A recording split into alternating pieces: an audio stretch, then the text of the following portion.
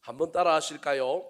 두 왕조의 전쟁이 주는 교훈. 두 왕조의 전쟁이 주는 교훈. 자, 오늘 본문은 하나님께서 가브리엘이라고 하는 천사를 통하여 이 다니엘 이후에 일어날 세계의 역사에 대한 환상을 미리 보여주고 있는 내용입니다. 그 내용의 핵심은 어딘지는 잘 알 수 없지만 읽어보면 이제 조금 이따가 알겠지만 북방에 있는 왕조와 남방에 있는 왕조가 끊임없이 전쟁하는 이야기. 나중에 이 북방 왕조가 남방 왕조는 저 계시록에 가면 최후 심판의 마지막 전쟁에 해당되는 아마겟돈의 전쟁의 고가 마곡이라고 하는 나라가 나오는데 그 전쟁의 어떤 모델과 같은 이야기. 그래서 세계가 멸망하고 예수 그리스도의 최후 종말이 올 때 어떤 큰 강대국 두 강대국이 일어나서 서로 싸우다가 자멸하는 이야기 속에서 예수 그리스도의 재림이 임하지 않을까, 그런 이야기를 할 정도로 미래에 대한 예언을 담고 있는 내용이 오늘 본문의 이야기입니다. 어렵습니다. 제가 오늘 4가지를 설명할 텐데 시간이 안 되면 2가지만 하고 다음 주에 이어서 하려고 합니다. 여하튼 해보는 데까지 열심히 해보려고 하겠습니다. 인류의 역사는 전쟁의 역사입니다. 어떤 역사학자는 인류의 역사 가운데 어떤 지역에는 전쟁이 없었지만 또 다른 지역에 전쟁이 있었기 때문에 전쟁이 없었던 역사는 하루 1시간도 없었다. 뿐만 아니라 전쟁이라는 것은 참 참혹한 것이지만 그 전쟁을 통하여 역사가 발전되어 왔다. 그래서 인류의 역사일 꼴 전쟁사다, 그렇게 말하는 사람들이 있습니다. 역설적인 표현이긴 하지만 동의할 수는 없지만 전쟁에는 수많은 인간의 본질적인 모습들이 들어 있습니다. 역설적이고 모순적이고 가장 적나라한 인간의 모습이 그 안에 들어 있기 때문에 전쟁이 일어나는 겁니다. 다르게 얘기하면 전쟁은 죄의 극치입니다. 죄의 가장 핵심은 욕심인데 그 욕심이 가장 투영되어 잘 나타나는 사건이 무엇이냐 하면 전쟁이라고 할 수 있습니다. 오늘 본문에도 두 왕조의 전쟁 이야기가 나오는데 이 전쟁 이야기를 통하여 신앙적으로 영적으로 저와 여러분이 앞으로 남은 날들을 살아감에 있어서 어떤 교훈을 받아야 할까요? 첫 번째입니다. 따라 하시겠습니다. 분명하게도 역사의 주인공은 하나님입니다. 분명하게도 역사의 주인공은 하나님입니다. 오늘 내용이 길지만 여러분 길게 다 기억할 필요는 없습니다. 그냥 하나만 기억하면 됩니다. 역사의 주인공은 누구라고요? 하나님. 큰 두 나라가 세계 역사를 좌지우지하고 서로 이기려고 싸우고 그들이 역사를 주관하고 역사의 주인공 같지만 세상은 힘 있는 자들에 의해서 돌아가는 것처럼 보이고 세상의 주인공은 자신들이라고 착각하며 살아가지만 엄연히 모든 역사 뒤에는 그 힘 있는 자들의 그 힘 있음과 그들의 싸움 속에서도 누가 주인이냐 하면 하나님이 주인이요, 잠시 잠깐 그들이 마음대로 세계를 주무른다고 생각하지만 나중에 가면 결론적으로 하나님께서 모든 것을 다스린다라고 하는 이야기가 이 두 왕조의 이야기 속에 들어 있습니다. 그렇다면 구체적으로 하나님이 역사의 주인이라고 하는 것을 어디에서 알 수 있을까요? 먼저 1절 말씀을 같이 한번 읽어볼까요? 1절입니다. 시작. 내가 또 메대 사람 다리오 원년에 일어나 그를 도와서 그를 강하게 한 일이 있었느니라. 자, 내가라고 하는 말은 가브리엘 천사입니다. 가브리엘 천사가 지금 다니엘에게 와서 다니엘 죽음 이후에 일어날 역사를 예언하면서 그 역사가 이루어질 것이라고 하는 것을 알려주기 위하여 나는 이미 네가 경험한 과거 역사에도 역사하였다. 물론 가브리엘이 한 것이 아니라 하나님이 한 거지만 가브리엘이 하나님을 대신하여 과거에 메대 사람 다리오라고 하는 왕이 바벨론을 무찌르고 바벨론을 무너뜨리고 그들이 메대와 바사라고 하는 왕국을 세웠는데 그 다리오 왕은 자기가 잘나서 바벨론을 무너뜨린 줄 아는데 알고 보면 다리오 원년에 내가 일어나 그를 도와서 그를 강하게 했기 때문에 다리오가 바벨론을 물리치고 바벨론의 수도를 점령함으로 뭐가 되었다? 왕이 되었다. 그러니까 지금 가브리엘 천사가 뭐라고 얘기하느냐 하면 역사에 되어지는 이런 결과론적으로 어떤 사람들은 나 때문에 어떤 나라 때문에 이런 일이 일어났다고 이야기하지만 그 뒤에는 누가 있다고요? 하나님이 있다. 그러므로 앞으로 일어날 일도 누가 관여하실 거다? 하나님이 관여하실 거다. 두 왕조가 일어나서 자기들끼리 힘의 세력을 가지고 서로 싸우고 자신들이 역사를 이루어가는 것 같지만 그 뒤에는 하나님이 계신다. 하나님의 말씀대로 세상은 움직이고 돌아갈 것이다. 그러므로 지금부터 내가 하는 말은 진짜다. 자, 2절 말씀 같이 한번 읽어볼까요? 시작. 이제 내가 참된 것을 내게 보이리라. 보라, 바사에서 또 새 왕들이 일어날 것이요 그 후에 넷째는 그들보다 심히 부요할 것이며 그가 그 부요함으로 강하여진 후에는 모든 사람을 충동하여 헬라 왕국을 칠 것이며. 자, 과거에도 내가 역사 가운데 역사하셨고 앞으로 오는 날에도 내가 역사 가운데 역사할 건데 내가 그 역사를 알려줄게. 참된 것을 내가 너한테 뭐 하겠다고요? 보여줄게. 다니엘아, 네가 지금 어느 왕 때에 있느냐? 바사 왕 고레스 때에 네가 있지. 이 고레스 다음에 몇 왕이 일어날 거라고요? 앞에 화면 다시 보여주실까요? 자, 몇 왕이 일어날 거라고요?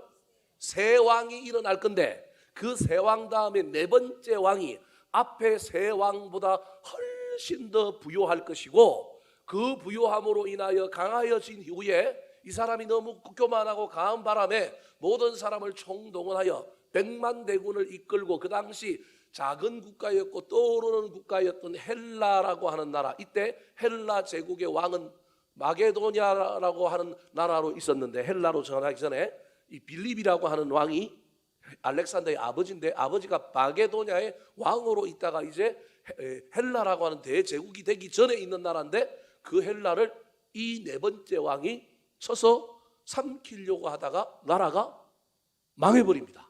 바사라고 하는 나라가. 그 얘기를 지금 알려주는 거예요. 네가 속해 있는 이 바사라고 하는 제국이 조금 있으면 망할 거야. 새 왕이 일어날 건데 그 새 왕 다음에 네 번째 왕이 아주 강력한 왕인데 그 왕이 그 교만 때문에 그 강력한 때문에 얕보고 새로 신생국가였던 헬라라고 하는 나라를 치다가 망할 거라는 거예요. 자, 그렇다면 다음 화면을 보여줄까요? 바사의 왕의 계보입니다. 첫 번째 왕이 고레스라고 하는 왕이고요. 새 왕이 일어난다고 하는데 그 새 왕 이름이 캄비세스 다리오 아닥사스다입니다. 저기 다리오는 오늘 본문에 나오는 다리오가 아니고 또 다른 다리오 2세라고 하는 사람입니다. 그 다음에 나오는 사람이 아닥사스닥이라고 하는 왕이고요. 네 번째 부요한 왕이 나타난다고 했는데 그 왕이 누구냐 하면 아하수에로 왕입니다. 저 왕이 성경에 어디에 나오느냐 하면 에스더서에 나오는 왕입니다. 에스더서에서 잔치, 나라가 얼마나 강했으면 잔치를 몇 달을 하는 거예요. 왕비가 맨날 머리 가채를 쓰고 옷을 어간을 입고 맨날 그 잔치에 참여하라니 한복 입고 여러분 계속 살아볼래요? 힘들잖아요. 왕비가 너무 녹초가 되는 거예요.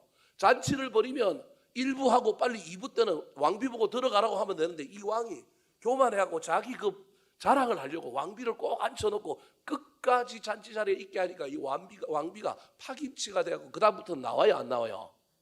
안 나오니까 이게 내 말을 안 들어. 그래가지고 자기 왕후를 와서디라고 하는 왕후를 뭐 해버려요? 폐위시켜버려요. 폐위시켜버리고 새롭게 왕비를 뽑았는데 누가 된 거예요? 에스더가 된 거예요. 그 에스더서에 보면 이 이스라엘 민족 유대인들을 싫어하는 아말렉의 후손의 하만이라고 하는 사람이 나오는데 이 사람이 우리로 치면 국무총리격에 해당되는 사람이에요. 이 사람이 고대로부터 이 아말렉과 이스라엘 사이에 원한지간이 있었는데 여기에 앙심을 품고 이 아수르의 왕 히야에 있는 유대인들을 다 죽이려고 계책을 세우면서 왕한테 뇌물을 줘요. 얼마를 주느냐 하면 은 1만 달란트를 줘요. 은 1만 달란트는 우리 계산할 수가 없어요. 엄청난 돈이에요. 그 돈을 하만이 왕에게 뇌물을 주면서 왕이여 이 법에 의하여 내가 유대인들을 어떻게 처리할 텐데 이 유대인들을 나한테 붙여주는 대가로 이 돈을 받으십시오 하고 주는 거예요. 그러니까 왕이 그 은 1만 달란트를 받아 먹었을까요? 돌려줬을까요? 아까 제가 얘기했잖아요. 뭐라고요? 부자라고요. 왕이 너무 부자라서 하만이 쎄 빠지게 모아갖고 1만 달란트 뇌물로 주면서 이 법 통과시키게 해주고 이 법에 의하여 내가 유대인들 마음대로 죽일 수 있는 권한을 주십시오 했는데 왕이 돈 주니까 감격해갖고 그래 네 마음대로 해라 그러면서 너 나한테 충성하니 돈은 필요 있다 없다? 없다. 도리어 누가 가져라? 너 가져라. 그래가지고 이 하만이 막 법을 만들고 하만이 막 깨를 나중에 부려가지고 죽이려고 그러잖아요. 그때 에스더가 어떻게 나가요? 죽으면 죽으리라. 그렇게 나가는 이야기가 에스더서에 나오는 이야기인데 이때 왕이 아하수에로라고 하는 왕이에요. 이 왕이 얼마나 강력한 왕이었는지 몰라요. 돈도 많고 나라도 이때 최강대국이었어요. 여러분 최고로 잘 될 때 조심해야 됩니다. 교만해가지고 100만 대군을 이끌고 어디로 갔느냐 하면 바로 이 헬라라고 하는 저 그리스 북부 쪽에 터키와 연결되는 쪽에 마게도냐라고 하는 곳이 있는데 그 마게도냐에서 마게도냐 왕국으로 시작한 나라가 헬라 제국인데 제국이 되기 전에 그 나라가 점점 커 올라오는데 저것까지 집어삼켜야 되겠다 싶어서 앞에서 자꾸 알랑거리니까 눈에 걸리적거리니까 군사 100만 대군을 이끌고 갔는데 전쟁한 결과 어떻게 됐을까요? 졌을뿐만 아니라 나라가 어떻게 됐다고요? 망해버렸어요. 부자였는데 흥청망청 놀기만 하고 군사들은 힘도 없고 전부 그냥 허세로만 가득 찼던 나라였다라는 거예요. 돈이 없었던 것은 아닌데 나라가 그냥 헬라라고 하는 나라에 그게 삼킴을 당하여 역사상에 사라져 버렸습니다. 그리고 이 빌립이라고 하는 사람 다음에 그 아들이 왕이 되었는데 20살에 왕이 되었는데 그 사람이 누구냐면 알렉산더라고 하는 사람입니다. 3절에 그 알렉산더가 나타난다고 알려주고 있습니다. 자, 3절 말씀 시작. 장차 한 능력 있는 왕이 일어나서 큰 권세로 다스리며 자기 마음대로 행하리라. 자, 자기 마음대로 행하리라. 여기 이것도 교만인 거예요. 자기 마음대로 행하는 사람이 나타난 거예요. 알렉산더가 얼마나 대단한 사람이냐면 20살에 우리로 치면 대학교 1학년 때 뭐가 됐어요? 왕이 되었어요. 13년 동안 33세까지 왕노릇 하다가 갑자기 죽게 되는데 13년 동안 정복 안 한 땅이 없어요. 만약에 33세에 죽지 않았다면 아마 중국을 거쳐서 어디까지 왔을 가능성도 있느냐 하면 우리나라까지도 왔을 가능성이 있는 왕이 누구냐 하면 알렉산더 왕이에요. 인도를 공격했어요. 인도를 공격하는데 밀림에서 무슨 부대를 만났느냐 하면 코끼리 부대를 만난 거예요. 밀림에 갔는데 그냥 반바지 입고 가죽 신발 샌들 신고 이렇게 창 들고 갔단 말이에요. 유럽에서는 그렇게 전쟁했는데 인도에 가보니까 밀림에다가 새로운 동물이 나타났는데 그게 뭐가 나온 거예요? 코끼리가 나왔는데 말 타고 전쟁하려고 하는데 게임이 안 되는 거예요. 근데 알렉산더는 나폴레옹과 마찬가지로 불가능이 없는 사람이에요. 이 전쟁에서 지고 나면 그 전쟁을 통하여 이길 수 있는 방안을 모색하고 실패해도 다시금 공격하여 이기는 사람이에요. 그러니까 무대뽀로 전멸하는 사람이 아니라 전쟁을 하다가 이기기도 하고 지기도 하는데 지는 전쟁에서는 최소하게 전력을 손실하고 그 다음에 뭘 발견하느냐 하면 그러면 적의 장점은 뭐고 우리의 단점은 뭐고 적한테 이길 수 있는 방법은 뭐냐? 아무리 세계 최강대국이라 할지라도 세계 최고의 군인이라 할지라도 그 군인을 죽일 수 있는 약점은 있다라고 믿는 사람이 누구냐 하면 알렉산더예요. 그래서 알렉산더가 전쟁을 다 이긴 게 아니고 많은 전쟁에 졌는데 알렉산더의 중요한 특징 중에 하나는 졌지만 그 다음에는 뭐 한다고요? 이긴다는 거예요. 이게 알렉산더에게서 여러분 배워야 할 거예요. 안 지고 어떻게 인생을 살 수 있어요? 질 수 있어요. 근데 그 다음에 붙으면 뭐 한다고요? 이긴다는 거예요. 그래서 코끼리 부대를 만나가지고 질 수밖에 없는 상황이었는데 최소화하기 위하여 퇴각을 명령하고 다시 재정비하여 저 부대를 어떻게 하면 코끼리를 이길까 하고 연구하고 가려고 했는데 퇴각하는 도중에 인도의 군인 하나가 쏜 화살을 누가 맞았느냐 하면 알렉산더가 맞은 거예요. 화살을 자국을 화상으로 불로 지지고 뭐 이렇게 단도리하고 막 성이 나고 부어오르고 염증이 생겼지만 이 알렉산더가 막사에서 저 코끼리를 이길 궁리를 하고 그림을 그리면서 어떻게 하면 저걸 넘어뜨릴까 이 궁리하고 있는데 신하들이 대거 몰려가지고 왕이요 이러지 마시고 이번에는 어디 가자고요? 다시금 고국으로 돌아가서 준비해갖고 다시 옵시다. 만약에 그냥 돌아가자 그랬으면 안 돌아갔을 텐데 신하들이 제대로 준비해가지고 인도랑 한판 붙읍시다. 군인들이 많이 지쳤으니 이번에는 뒤로 갔다가 준비해서 다시 가는 게 좋겠습니다. 그리고 후퇴를 해서 그 바벨론이라고 하는 도시가 바벨론의 수도인 동시에 이 헬라의 수도였는데 바벨로니아로 돌아옵니다. 그러면 돌아왔으면 자기 상처를 돌봐야 되는데 이게 리더로서의 단점이기도 하지만 자기가 신이라고 생각하는 사람이기 때문에 화살을 맞아서 상처 조금 생긴 거 이거 내 육신으로는 견딜 수 있다고 생각한 사람이라서 돌아오는 여정도 힘든데 돌아오고 난 다음에 자기 군인들을 잘 대해 주려고 뭘 벌이느냐 하면 위로회를 벌인 거예요. 정말 대단한 리더죠. 자기 몸이 불편함에도 불구하고 이 군인들을 위로하고 잘 충전시켜야 다시 어디로 갈 수 있다고 생각하는 거예요. 인도로 갈 수 있다고 생각한 거예요. 그래서 돌아와서 자기 상처도 돌보지 않고 쉬어야 되는데 쉬지 않고 그날 밤에 큰 연회를 베푸는 거예요. 그러면 연회만 베풀었으면 되는데 또 신하들이 와가지고 건배를 제안하니까 왕이 자기 배포 큰 걸 알려주려고 알렉산더가 술을 어떻게 먹어버린 거예요? 4판 먹어버린 거예요. 그 바람에 상처가 덧이 나고 면역력이 떨어진 데다가 말라리아와 열병으로 죽은 사람이 누구냐 하면 알렉산더인 거예요. 알렉산더가 죽어가고 있을 때 신하들이 우르르 몰려와가지고 왕이여 이 큰 제국을 누구에게 물려줘야 합니까? 아들들이 3명이 있었단 말이에요. 그 아들들에게 어느 아들에게 물려주면 되겠습니까? 그랬더니 그렇게 죽어가던 알렉산더가 벌떡 일어나고 하는 말이 우리 아들한테 주면 안 되고 누구한테 줘야 되느냐 하면 강한 놈에게 주라는 거예요. 그러니까 이 말은 아들 셋 중에 강한 놈에게 주라는 얘기인데 알아듣기로는 신하들이 아들 말고도 어떤 놈만 되면 나라를 차지할 수 있다고요? 강한 놈만 되면 나라를 차지할 수 있다라고 하는 이야기로 받아들인 거예요. 이 말 한마디 때문에 그 당시 그의 희화에 있던 장군들이 호시탐탐 뭘 노릴까요? 왕이 되고 싶은 마음을 노리는 거예요. 가지고 있는 거예요. 그러려면 누굴 죽여야 돼요? 아들들을 먼저 없애야 되죠. 그래서 나중에 아들들을 이 희하에 있는 장수들이 다 죽여버립니다. 아내도 아들도 직계에 해당되는 알렉산더의 후예들을 전부 죽여버리고 그 밑에 있던 장군들 중에 좀 똑똑하고 난다 긴다는 사람들이 알렉산더의 후임이 되려고 어떻게 했느냐 하면 전부 막 각축 경쟁을 펼쳐지는 거예요. 그러니까 다들 용맹이 있다 보니 나라를 한 놈이 삼키지 못하고 어떻게 되는 거예요? 찢어서 서로 나누어 가지는 모양새가 펼쳐진 거예요. 그걸 오늘 본문에 예언을 해줍니다. 자, 4절 말씀 같이 한번 읽어볼까요? 4절 시작. 그러나 그가 강성할 때에 그의 나라가 갈라져 천하 사방에 나누일 것이나 그의 자손에게로 돌아가지도 아니할 것이요 또 자기가 주장하던 권세대로도 되지 아니하리니 이는 그 나라가 뽑혀서 그 외에 다른 사람들에게로 돌아갈 것임이라. 자, 저기 빨간 분홍색으로 칠해난 자기 주장하던 권세대로도 되지 아니하리라. 자기가 생각했던 건 세계 최 큰 제국을 만드는 건데 자기가 죽어서라도 이 제국을 누가 유지하거나 더 키워주기를 바라는 욕심이 누구한테 있는 거예요?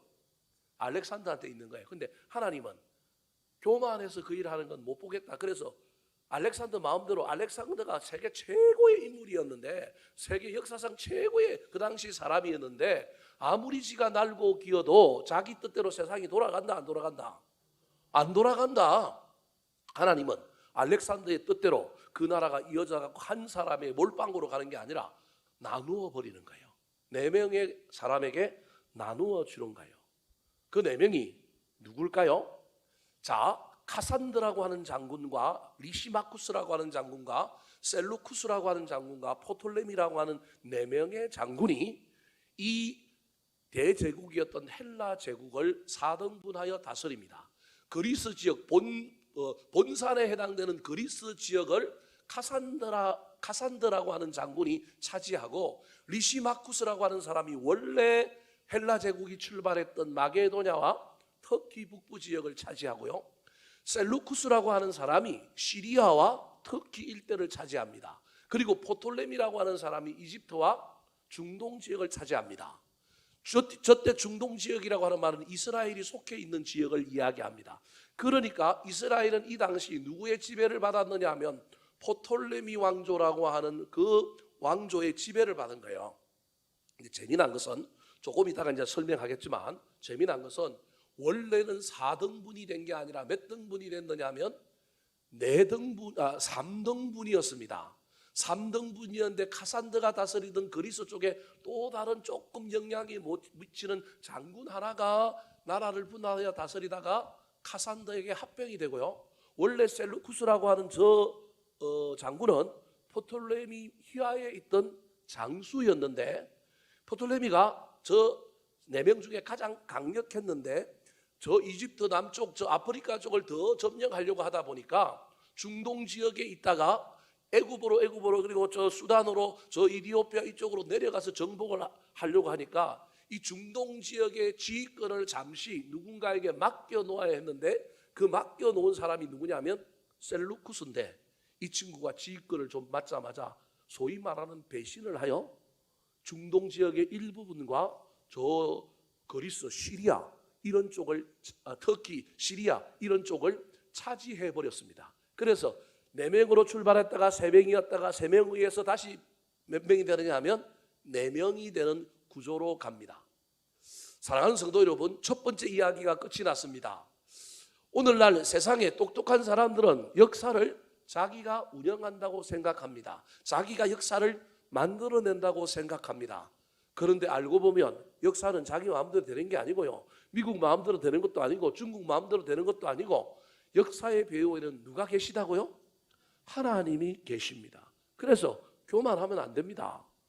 하나님의 역사가 사람들을 통하여 때로는 우리 눈에는 하나님의 실패인 것 같지만 그 실패 속에서도 장강의 본줄기가 여전히 흐르고 멈추지 않는 것처럼 하나님의 역사가 그 밑에 흐르고 있으면서 하나님은 그 역사를 이루어 갑니다. 지금도 마찬가지입니다. 교회는 줄어들고 세상은 훨씬 더 난리를 피우고 세상 사람들은 강하고 세상의 사조와 생각은 훨씬 더 부흥하는 것 같지만 여전히 코로나 때 봤지 않습니까? 교회 다 문 닫고 교회 다 없어질 것 같았는데 코로나 지나고 나니까 또 어때요? 살아있잖아요. 안 죽습니다. 그렇다고 뭐 옛날처럼 부흥한다 제가 단연코 그렇게 얘기는 할 수는 없지만 제가 하려고 하는 얘기는 역사의 어떤 큰 줄기 속에 우리 하나님의 역사는 여전히 흐르고 있습니다.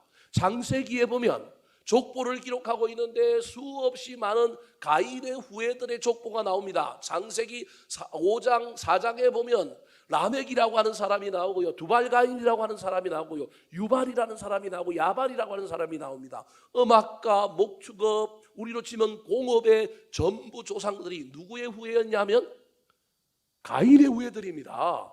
세상을 가인의 후예들이 이끌어가는 것 같습니다. 족보의 내용도 가인의 후예들이 훨씬 많습니다. 그런데 아벨의 후손, 즉 아벨 다음으로 낳은 셋의 후손들의 이야기는 아주 작게 기록됩니다. 소돔과 고모라 이야기, 창세기 나오는 수많은 이야기를 보면 세상 사람들이 온 세상을 지배하는 것 같고 세상 사람들이 역사를 추동하여 이끄는 것 가는 것 같습니다. 그러나 창세기는 분명히 얘기합니다. 셋의 아들 에노스 때에 누구의 이름을 불렀더라? 여호와의 이름을 불렀더라. 주류인 세상 사람들 속에서도 소수인 것처럼 보여도 하나님의 사람들과 역사는 여전히 이어갑니다.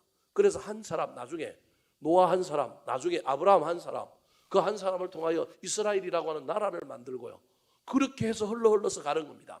지구 종말 때까지 역사는 다수는 세상 사람들이 지배하고 여전히 세상 사람들이 큰 소리치고 우리 때문에 역사가 발전한다고 그들은 이야기할지 모르겠지만 그 역사의 배후에 하나님이 계실 것이고 하나님은 하나님의 역사를 이끌어 가실 거라고 하는 사실을 기억하여 우리는 세상 역사 속에도 있지만 하나님 역사 속에 쓰임받고 그 역사 속에 주인공이 되도록 애를 쓰는 저와 여러분 되기를 예수님의 이름으로 축원합니다. 두 번째, 오늘 본문에 나오는 이 두 왕조의 전쟁 이야기를 통하여 저와 여러분이 받아야 할 교훈이 무엇일까요? 따라 하시겠습니다. 욕심 때문에 모든 수단과 방법을 동원합니다. 욕심 때문에 모든 수단과 방법을 자, 동원합니다. 역사의 주인이 하나님이라고 한다면 인간이 선하나 나쁜 나를 넘어서서 무엇이 성선설이 먼저냐 성악설이 먼저냐를 넘어서서 전쟁과 관련하여 인간은 욕심 때문에 전쟁을 일으키고 그 전쟁에는 인간은 뭘 안 가린다고요? 수단과 방법을 안 가리는 게 인간입니다. 오늘날 전쟁에도 마찬가지입니다. 저 이제 조금 있어 보세요. 그런 일이 일어나면 큰일 나지만 러시아와 우크라이나 전쟁에서 수단과 방법을 안 가리면 어떻게 되겠어요? 그래서 미국이 무기를 우크라이나에게 안 주는 이유가 있어요. 그거 받아갖고 전쟁하는 순간 미국과 소련의 전면전이 될 가능성이 있기 때문에 국내에서만 비행기 줄 테니까 F-16 줄 테니까 너 그거 갖고 저 영공은 넘어가지 말고 너네 영공 안에서 들어오는 러시아 전투기만 뭐 하라는 거예요? 공격해라는 거예요. 그러면 주겠다라는 거예요. 그리고 우크라이나 이번에 G7 우크라이나 대통령 불러갖고 뭐 여러 면담했지만 그 면담의 핵심적인 하나는 뭐냐면 빼앗긴 영토만 찾아라. 절대 러시아 영토 안으로 뭐 하지 마라? 들어가지 마라. 왜냐하면 그러면 전면전이 일어나고 그러면 모든 수단과 방법을 다 동원하기 때문에 그러는 거예요. 인간이 이 한계를 지켜야 합니다. 욕심이 어떻게 없겠습니까? 욕심 때문에 사로잡히더라도 저와 여러분이 모든 다툼과 모든 갈등과 모든 죄의 원인은 욕심에서 오는데 그 욕심이 나중에 문제를 일으키면 모든 수단과 방법을 다 동원함으로 말미암아 비참해진다는 겁니다. 모든 전쟁의 역사는 욕심의 역사입니다. 욕심 때문에 빼앗고 이기려고 합니다. 이제 오늘 본문에 보면 두 왕조가 드디어 등장하면서 이 두 왕조가 몇 년 동안 전쟁하느냐 하면 300년 동안 전쟁합니다. 300년 동안 전쟁하는 걸 오늘 본문에 기록해놓고 있는 걸 제가 여러분에게 이제 설명을 해야 되는 거예요. 자, 먼저 두 왕조가 어떻게 발생했는지를 볼까요? 5절 말씀입니다. 시작. 남방의 왕들은 강할 것이나 그 군주들 중 하나는 그보다 강하여 권세를 떨치리니 그의 권세가 심히 클 것이요. 자, 알렉산더의 제국이 네 쪼가리로 나누어졌는데 나중에 네 쪼가리로 나누어진 이 제국이 몇 개의 제국으로 재편되느냐 하면 두 개의 제국으로 재편된다는 거예요. 이름도 없이 사라져버리거나 뭐 흡수합병되어서 두 개가 됐는데 가장 강한 왕조는 아까 제가 얘기했던 것처럼 중건동 지역과 애굽, 이집트를 아우르고 있는 포톨레미라고 하는 왕조인데 그 왕조가 남방 왕조입니다. 근데 이 남방 왕조에 속했던 군주 하나가 저기 보십시오. 남방의 왕들은 어떨 거라고요? 강하다.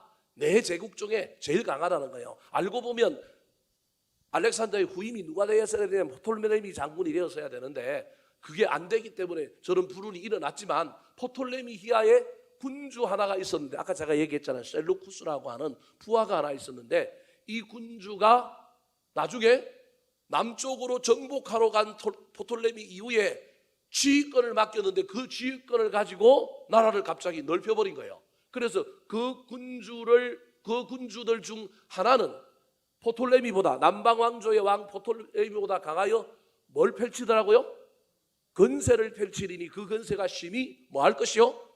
클 것이요. 그래서 이제 이 나라가 북방 왕조가 되는 겁니다.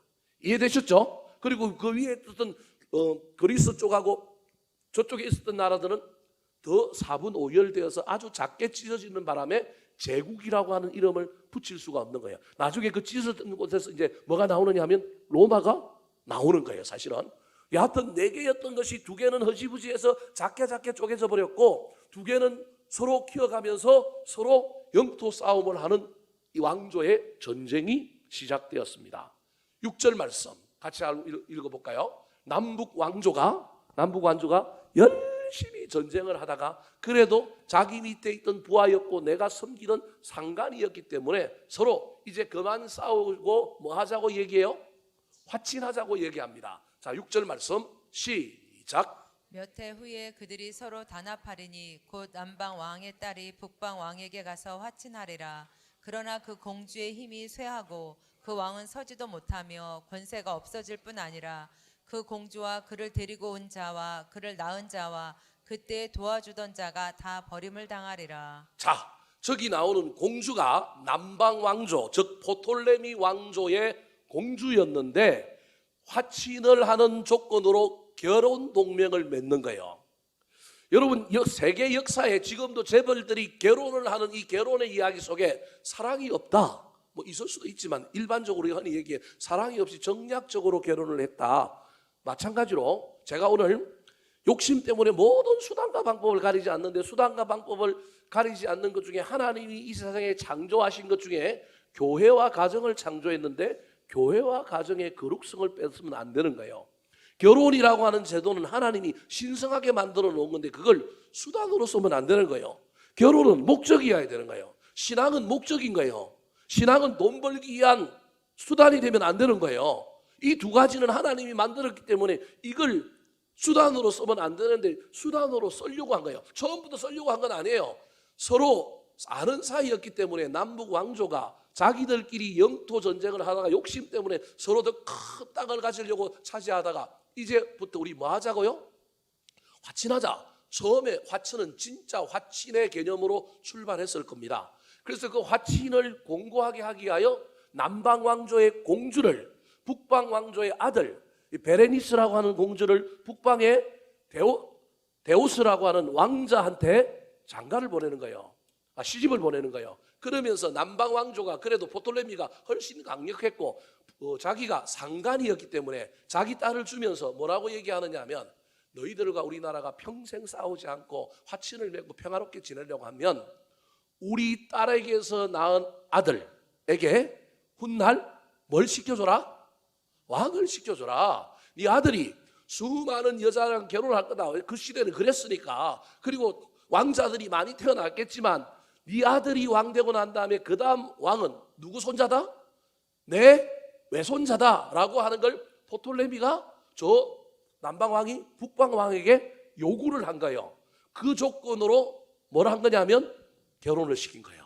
근데 문제는 이때 신랑, 즉 북방 왕조의 신랑이었던 사람이 데우스라고 하는 왕자였는데, 이 왕자에게는 결혼을 약속한 여자가 있었습니다. 라오디스라고 하는 여자가 있었는데, 이 여자랑 결혼을 해야 되는데 갑자기 아버지가 본인에게 물어보지도 않고 아버지가 하친한다. 너 저 남방에 포톨레미의 공주 베레니스하고 결혼을 해라. 아버지의 명령이고 그 시절은 법이잖아요. 그러니까 자기 여자친구한테 너 나 결혼하니까 헤어져. 그러고 이별 통보를 해버린 거예요. 그리고 베레니스와 뭐라 한 거예요? 결혼을 한 거예요. 아버지 살아생전은 찍소리 못하고 결혼 생활을 유지를 했는데 아버지가 죽고 난 다음에 데우스가 뭐가 된 거예요? 왕이 됐어요. 왕이 되고 난 다음에 수많은 여인들이 후초로도 들어왔을 거 아니에요. 그러니까 자기의 애전 여인이었던 이 여인을, 라오디스라고 하는 여인을 데려오기 위하여 왕비직에 있던 이 본부인 베레니스를 뭐 해버리냐면 파면을 시켜버리는 거예요. 우리로 치면 쫓아내버리는 거예요. 쫓아내버리고 자기의 원래 옛날 첫사랑의 여인을 데리고 와가지고 왕비로 삼은 거예요. 근데 이 왕비가 온유월에 한을 품어갖고 쫓아냈으면, 폐위를 시켰으면 살게 해주면 되는데 이 여자가 뭘 한 거예요? 독사를 시켜버린 거예요. 들어와가지고 왕비 노릇하면서 쫓겨난 왕비를 독사를 시켜버린 거예요. 그런데다가 약속했잖아요. 무슨 약속을 했느냐 하면 아들을, 손자를 뭘 시켜주기로요? 왕을 시켜주기로 했는데 이 돌아온 여인, 이 라오디스가 가만 생각해 보니까 본처 아들이 왕 되는 것보다 누가 왕이 되는 게 좋아요? 자기가 왕 되는 게 훨씬 좋잖아요. 그래서 그 다음에 이 베레니스의 아들들까지도 다 뭐 해버리는 거예요? 죽여버리는 거예요. 여러분, 이때 저 포톨레미 왕조에도 소위 말하는 베레니스 오빠가 누가 됐을까요? 왕이 된 거예요. 그러면 약속은 어떻게 된 거예요? 파기된 거죠. 약속은 파기된 거예요. 정말로 하친으로 시작했는데 그 하친이 진짜 하친의 목적이 아니라 분리하면 화친, 위기를 모면하기 위하여 화친, 수단으로 사용한 거예요. 화친이라고 하는 것은 우리 그리스도인의 관점에서 보면 수단이 되면 안 됩니다. 목표여야 합니다. 우리는 화목해하는 직분을 받았습니다. 예수 그리스도는 이 땅에 십자가를 수단으로 오시지 않았습니다. 오늘 본문에 이 두 왕조는 이런 수단들을 가리지 않고 쓰는데 그 가리지 않고 있는 수단들 중에 하나가 결혼이라고 하는 제도를 수단으로 쓰고요. 하친이라고 하는 제도를 오염시켜서 수단으로 바꾸어 버립니다.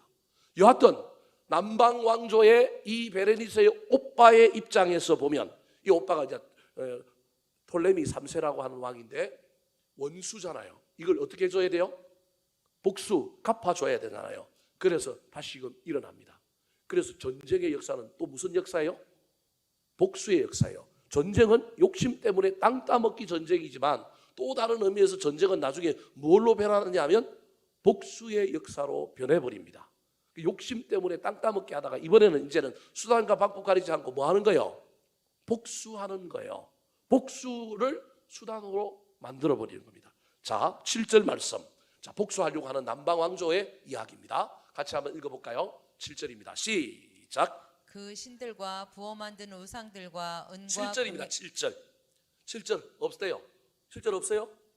예, 7절 없답니다. 우리 성경책 보고 한번 읽어볼까요? 7절 시작. 그러나 그 공주의 본 족속에게서 난 자 중에 한 사람이 왕위를 이어 권세를 받아 북방 왕의 군대를 치러 와서 그의 성에 들어가서 그들을 쳐서 이기고 공주의 본 족속에서 난 자, 이게 바로 오빠예요. 베레니스의 오빠가 왕위를 이어받아 가지고 군대를 준비해 갖고 요이시하고 복수의 칼날을 품고 어디로 쳐들어가느냐 하면 북방 왕조를 향하여 쳐들어가서 이겼습니다. 이긴 결과 8절입니다. 8절 시작. 그 신들과 부어 만든 우상들과 은과 금의 아름다운 그릇들은 다 노력하여 애굽으로 가져갈 것이요 몇 해 동안은 그가 북방 왕을 치지 아니하리라. 자, 저게 무슨 말이냐면 노력하여 간 것까지는 이해하는데 몇 해 동안은 그가 북방 왕을 뭐하지 아니하였다고요?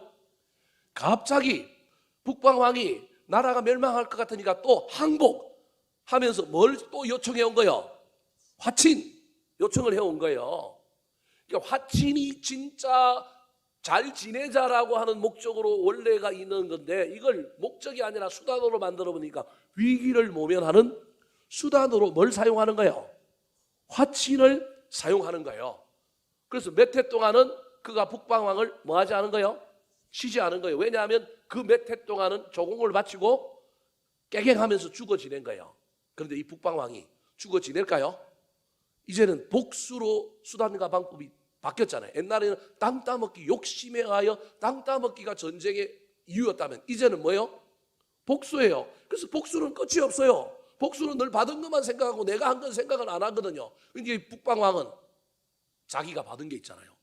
내가 안 했는데 우리 엄마가 했는데 왜 나한테 그걸 뒤집어 씌워서 나한테 그러냐고 그러냐 그러면서 이 북방왕이 몇 해가 지나자마자 다시 고개를 들고 남방왕을 쳐들어왔습니다. 9절 말씀 같이 한번 읽어볼까요? 시작. 북방 왕이 남방 왕의 왕국으로 쳐들어갈 것이나 자기 본국으로 물러가리라. 자, 쳐들어왔는데 어떻게 됐다라는 거예요?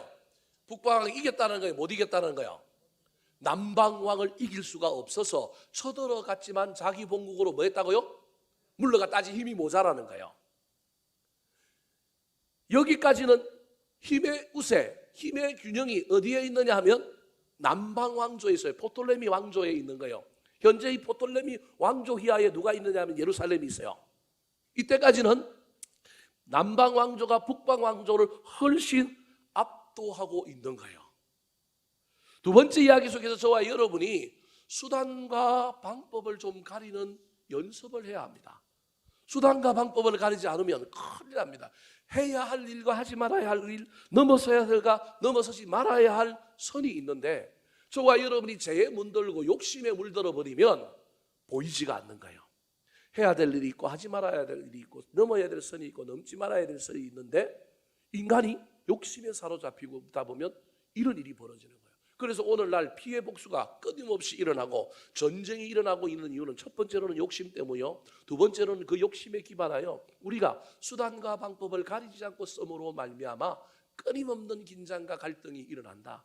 그래서 우리 예수 믿는 사람들은 여러분 우리가 힘이 들고 억울하고 힘들어도 가능하면 하지 말아야 될 일들은 안 하려고 애를 써야 합니다. 상대방과 말다툼을 하더라도 인격모독을 하지 않으려고 애를 쓰고요. 안 되지만 노력은 해야 됩니다. 가능하면 가족을 도매금으로 공격하지 않으려고 이야기해야 됩니다. 부모랑은 싸울지라도 자식은 잘 대해줘야 되고요. 여러 측면에 있어서 예수 믿는 사람으로서 우리가 세상 사람들과 다르게 살아가는 방법들을 공부를 해야 됩니다. 세 번째입니다. 한번 가봅시다. 세 번째 오늘 본문에서 저와 여러분이 이 두 왕조의 전쟁 이야기에서 배워야 할 것이 무엇일까요? 따라 하시겠습니다. 모든 실패의 원인과 시작은 교만입니다. 모든 실패의 원인과 시작은 교만입니다. 자, 지금까지는 남방 왕조와 북방 왕조의 전쟁 이야기 속에서 힘의 추가 어디에 훨씬 더 있었느냐 하면 남방 왕에게 있었습니다. 근데 이 추가 점점 이제는 어디로 옮겨가느냐 하면 북방 왕으로 옮겨갑니다. 자, 먼저 10절 말씀 읽어볼까요? 10절입니다. 시작. 그러나 그의 아들들이 전쟁을 준비하고 심히 많은 군대를 모아서 물이 넘침같이 나아올 것이며 그가 또 와서 남방 왕의 견고한 성까지 칠 것이요. 자, 북방 왕이 원수를 갚았어야 했는데 못 갚았잖아요. 남방 왕은 원수를 한번 갚았잖아요. 그럼 북방 왕도 또 이게 또 복수심이 불타고 갚아야 되는데 못 갚았단 말이에요. 그러니까 그 복수심이 어디로 이어졌다고요? 아들들에게 이어져 갖고 그의 아들들이 전쟁을 준비해 갖고 막 물이 넘침 같은 군대를 이끌고 남방 왕이 북방 왕이 남방 왕의 견고한 성까지 또 뭐인 거야? 쳐내려온 거예요. 원수는 갚아줘야 되니까. 한 방 먹었는데 남방 왕한테 북방이 먹었으니까 북방이 남방한테 먹여야 되는 거예요. 근데 아직도 힘의 균형은 누구한테 있느냐면 남방 왕한테 있는 거예요. 그래서 남방 왕이 대응을 했어요. 11절 같이 한번 읽어볼까요? 11절 시작. 남방 왕은 크게 노하여 나와서 북방 왕과 싸울 것이라. 북방 왕이 큰 무리를 일으킬 것이나 그 무리는 그의 손에 넘겨준 바 되리라. 누가 이겼다는 얘기예요? 남방 왕이 여전히 이겼다라는 거야. 남방 왕이 여전히 이겨가지고 북방 왕이 찍소리를 못한 거예요.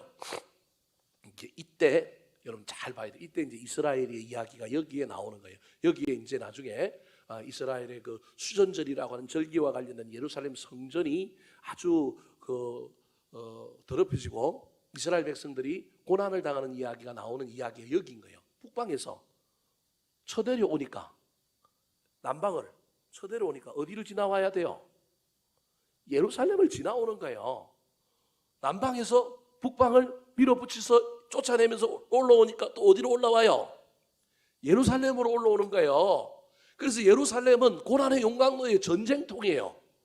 기원전 5세기부터 시작해서 여러분 한 2, 3세기 아니 십자군 전쟁까지 치면 건 10몇 세기까지의 이 지역은 고난의 용광로 전쟁의 역사가 막 휩쓸고 지나다니는데요.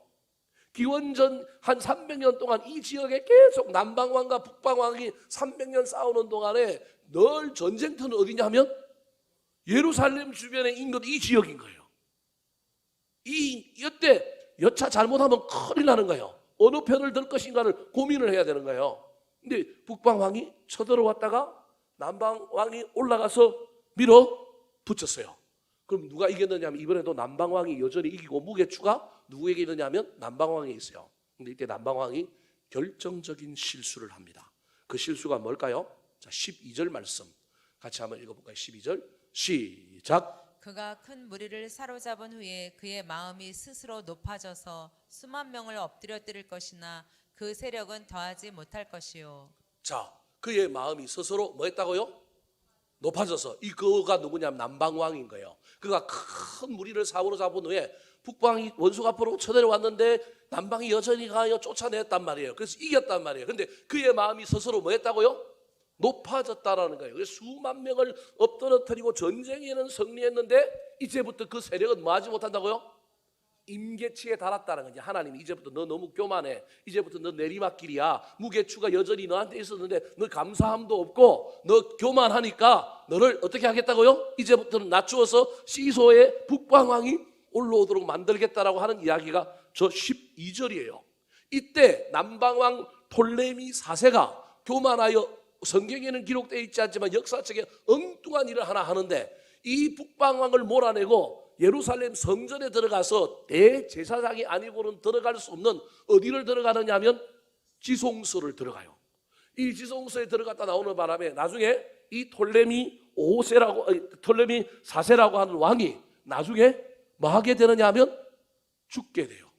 그래서 자기 아들 톨레미 5세가 5살에 누가 되느냐 하면 왕이 되는 거예요. 이때부터 남방왕조의 무게추가 어떻게 하는 거예요?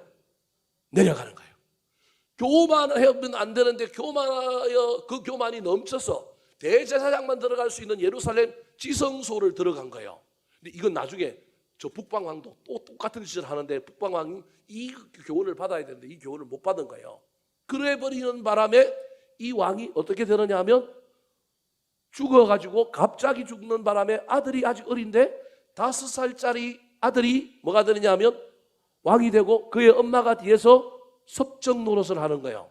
섭정 노릇을 하는 거예요. 나중에 이 5살짜리에게 5살짜리가 조금 크면 시집온 여자가 누구냐 하면 그 유명한 클레오파트라가 시집을. 클레오파트라가 애굽 사람이 아니에요. 저 북방 그리스 쪽의 사람인데 어디로 시집을 오는 거예요?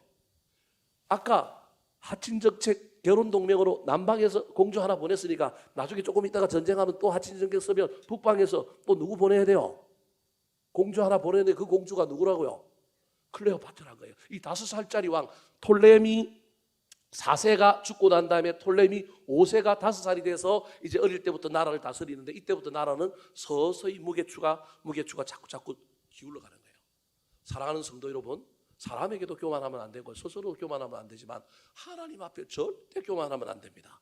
하나님이 무게추를 탁 낮추어 주시고요, 힘의 균형을 깨트려 버리시고요, 하나님께서 반드시 교만한 자는 패망케 한다는 것을 기억하셨으면 좋겠습니다. 마지막입니다. 오늘 본문의 두 왕조의 이야기 속에서 저와 여러분이 배워야 할 교훈은 무엇일까요? 따라하시겠습니다. 어리석게도 믿는 도끼에 발등을 지킵니다. 어리석게도 믿는 도끼에 발등을 지킵니다. 자, 전쟁의 역사에는 늘 배신이 있습니다. 특별히 무슨 배신이 있느냐 하면 지극히 믿었던 사람, 가까이 있는 사람에게 뭘 당하느냐 하면 배신을 당하는 이야기가 우리 인간의 역사에 수없이 등장하는 것입니다. 자, 오늘 본문에 믿는 도끼가 2개 나오는데 첫 번째 도끼가 어떤 도끼였는지 볼까요? 14절 말씀 같이 한번 읽어보겠습니다. 시작. 그때에 여러 사람이 일어나서 남방 왕을 칠 것이요 내 백성 중에서도 포악한 자가 스스로 높아져서 환상을 이루려 할 것이나 그들이 도리어 걸려 넘어지리라. 자, 저 14절을 잘 보십시오. 언유법인데 그때에 여러 사람이 일어나서 남방왕을 뭐 할 거라고요?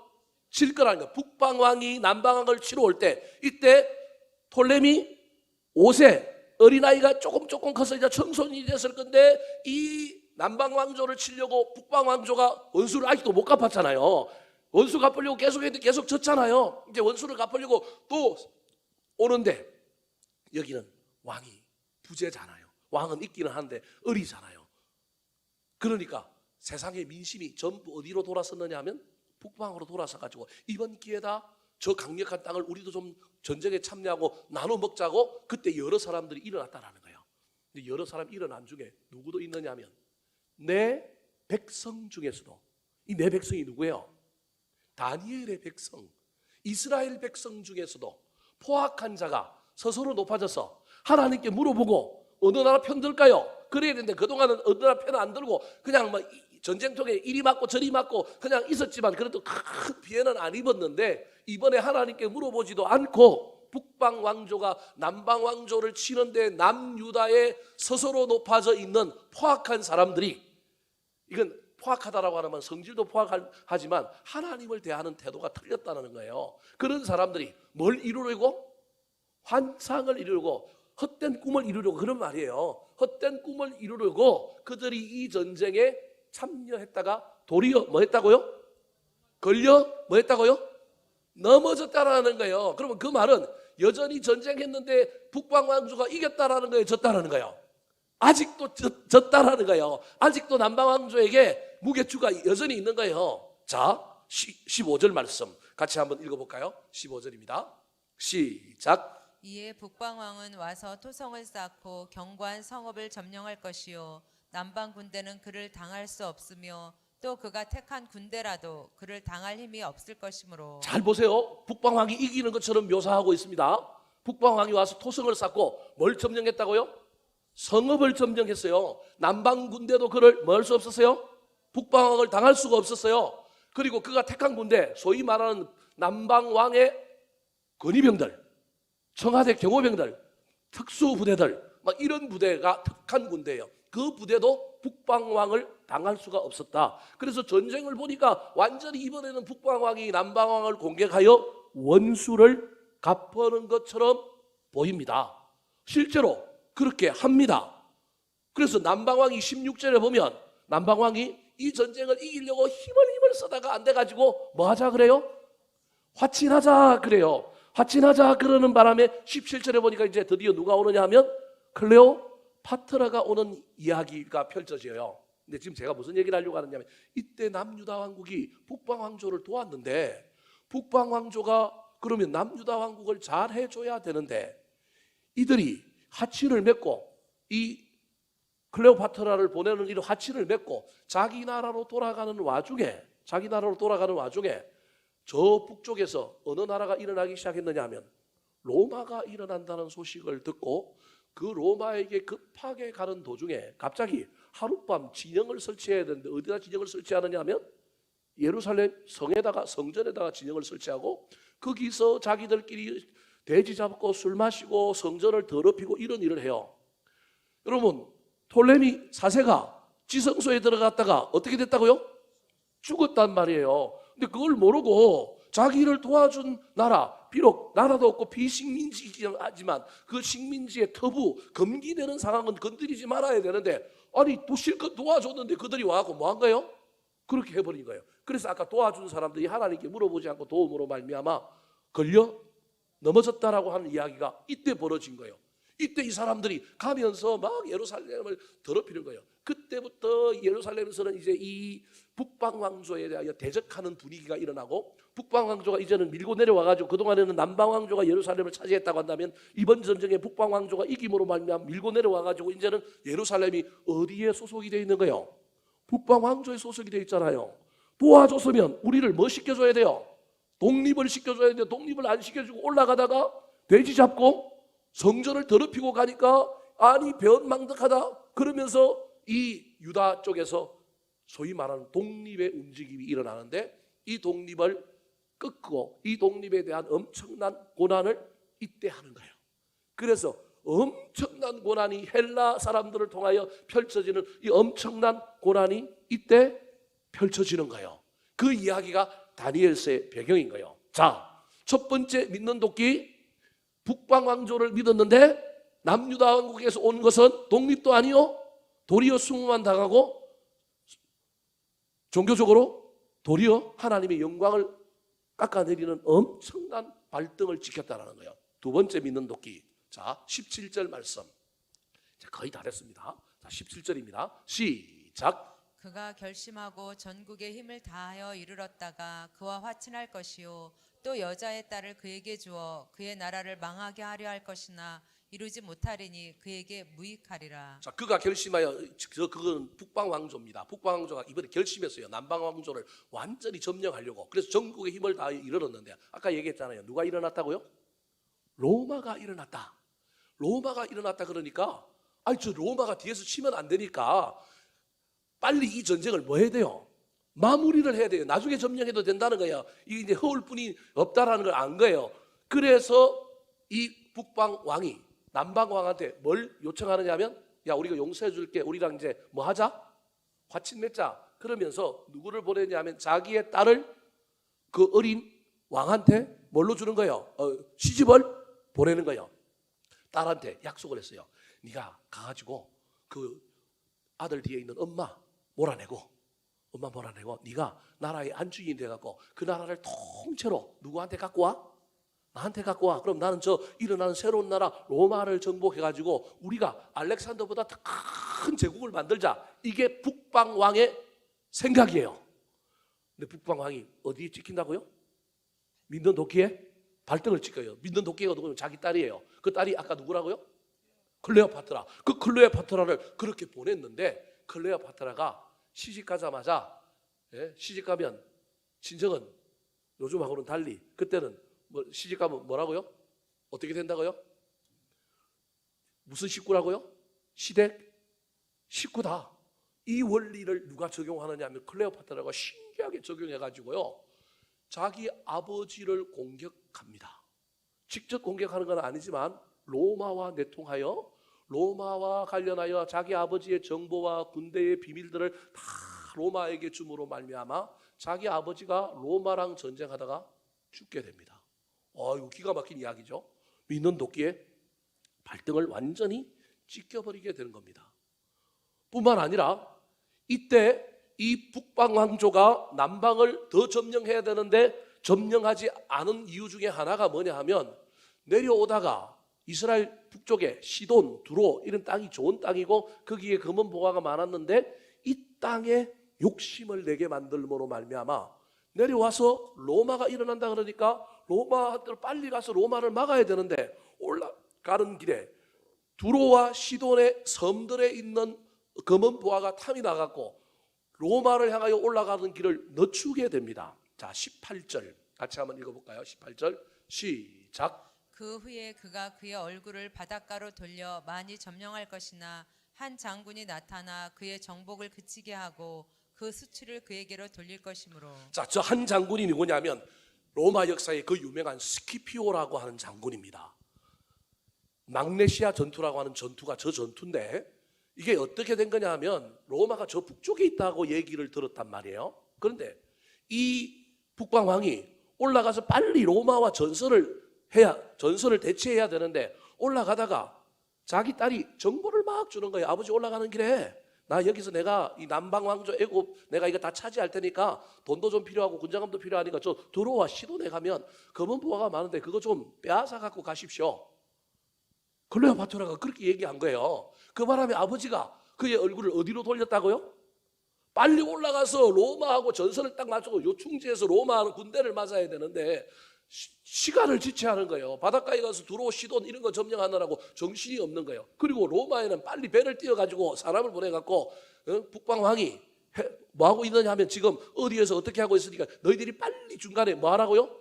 매복을 해라.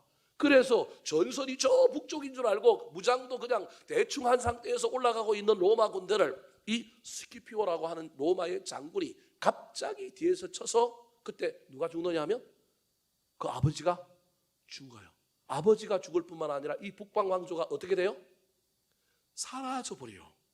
북방 왕조가 완전히 망해져 버리는 이상한 일이 벌어지는 거예요. 그래서 밑에 그 남 왕조 저 클레오파트라가 다스리는 이 톨레미 왕조는 살아남고 그래서 나중에 이 톨레미 왕조가 나중에 막 로마에 막 그 유명한 뭐 시저가 나오고 누가 나오고 할 때마다 이 클레오파트라가 등장하는 이유는 원래 클레오파트라가 애굽인이 아니고 그리스 로마 쪽의 사람이기 때문에 관련이 있기 때문에 세계 역사에 그런 일이 일어나는 거예요.